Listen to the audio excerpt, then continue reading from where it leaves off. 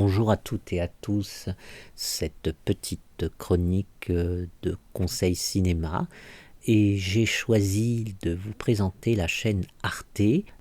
Alors pourquoi Arte, me direz-vous? Eh bien parce que sur cette plateforme, qui n'en est pas vraiment une puisqu'il s'agit avant tout d'une télévision publique, vous avez la possibilité de regarder un grand nombre de films tout à fait gratuitement.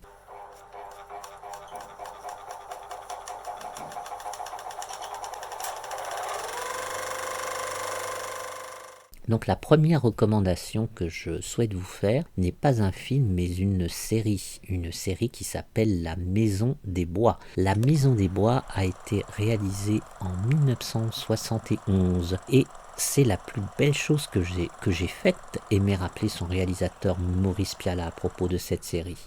Alors, La Maison des Bois, c'est bouleversant. Ça raconte la vie d'une famille d'accueil qui s'occupe avec chaleur, le temps que le tumulte se calme, de trois petits Parisiens, Michel, Bébert et Hervé. Des petits riens du quotidien à la propagande militaire, du sentiment d'abandon au chagrin des mères de conscrits, Maurice Pialat adopte le point de vue des enfants pour brosser, par petites touches impressionnistes, un portrait touchant de la vie à l'arrière. Mais de quel arrière s'agit-il? Eh bien, celui de la Première Guerre mondiale. Rassurez-vous, ce n'est pas triste et au contraire, cette série est pleine d'espoir.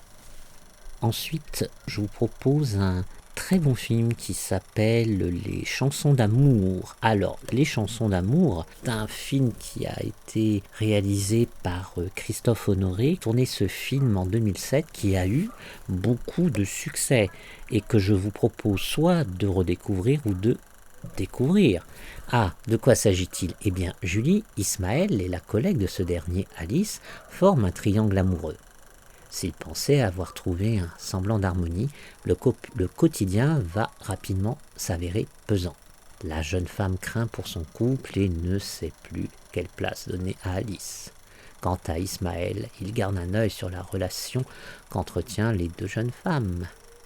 Entre leurs querelles, Alice tente de se frayer un chemin.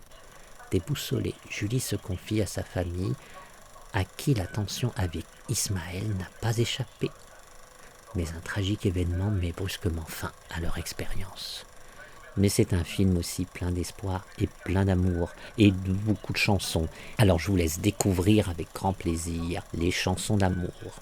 Un autre film que je vous propose, c'est le film Wadja. Au royaume wahhabite, Wadja, une petite fille, veut transgresser le précepte qui donc interdit aux petites filles d'enfourcher un vélo. En 2012, l'Arabie Saoudite entrait par la grande porte dans le cinéma mondial grâce à ce film subtil réalisé par une femme, Haïfa Al-Mansour. Donc n'hésitez pas à découvrir ce film. Et dans des films fous et totalement improbables, vous avez La fiancée du monstre de Ed Wood. Ed Wood, alors qui était Ed Wood? Eh bien c'est le réalisateur, comme le dit presque son nom, d'Hollywood, le plus célèbre pour ses films les plus mauvais qu'il a tournés dans les années 20 jusqu'à la fin des années 50. Et La fiancée du monstre, eh bien c'est une pépite, un film d'1h10 où finalement on ne s'ennuie pas une seconde, tellement il est désuet et tellement il est drôle. Et toujours dans la même veine, Adrian Weiss, et qui s'appelle La fiancée de la jungle. Un autre film que je voulais vous recommander, un film de Éric Rohmer qui s'appelle Ma nuit chez Maud, servi par un duo Jean-Louis Trintignant et Françoise Fabian, absolument merveilleux. L'histoire est la suivante, c'est un ingénieur catholique et joué par Jean-Louis Trintignant qui remarque une jeune femme à la messe, Marie-Christine, qui n'est autre que Marie-Christine Barrault, mais n'ose l'aborder. Le soir de Noël, il fait aussi la connaissance de Maude, la Françoise Fabian, une jeune femme athée. Un film subtil, intelligent et drôle, où l'on discute de la grâce et du pari de Pascal. Pascal, le philosophe et scientifique. Le premier grand succès d'Éric Rohmer. Et pour les étudiants en théâtre, vous retrouverez un grand nom que vous ne pouvez que connaître. Dans la distribution, vous trouverez Antoine Vitesse. Et je ne pouvais pas m'en empêcher. Il y a encore un film d'Ed Wood, l'un de mes réalisateurs préférés. Et cette fois, ça s'appelle La Nuit des Revenants. Oh là là, vous ne risquez pas de faire de cauchemars, vous risquez plutôt de mourir de rire en regardant ce film. La Nuit des Revenants de Ed Wood. les films d'Ed Wood, films tellement mauvais qu'ils deviennent inoubliables. Également, je vous recommande The Intruder, un film à regarder en VO.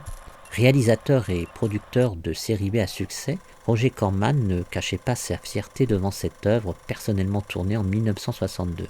C'est un grand film politique, une bourgade du sud des États-Unis. Survient le lisse et inquiétant Adam Kramer, qui sous prétexte de travailler pour des œuvres sociales, fomente la désobéissance civile au nom de la suprématie blanche. D'un machiavélisme glacé, l'homme sème le trouble et orchestre une sinistre machination dont le contrôle finit par lui échapper. Ce film est assez extraordinaire parce qu'il est tourné entièrement en décor naturel et en noir et blanc, presque à la manière d'un documentaire. Le film emporte dès les premières images par son réalisme avant de nous happer dans une spirale de tension attisée par le mauvais prophète. Suintant la haine, derrière un sourire terrifiant, ce suprémaciste blanc surgit de nulle part, formidablement donc incarné par William Shatner, le fameux capitaine Kirk de la saga Star Trek.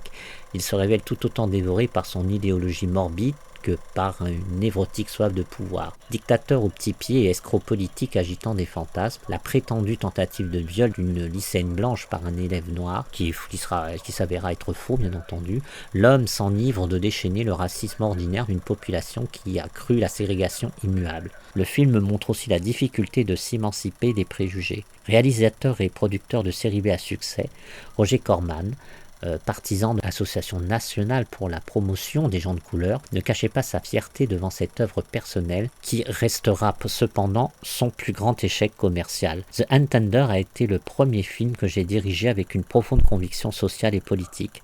Ça a été de loin le plus grand risque commercial de ma carrière, un film en noir et blanc à 80 000 $ sur la question raciale dans une petite ville. Donc comme vous l'avez compris, ce film n'a jamais rencontré son public, mais aujourd'hui, il le trouve tout à fait sa raison d'être. C'est un film historique et qui n'a finalement pas pris une ride. Je vous le laisse découvrir. Et bien voilà pour ces conseils cinéma que vous pouvez regarder quand vous voulez. À bientôt!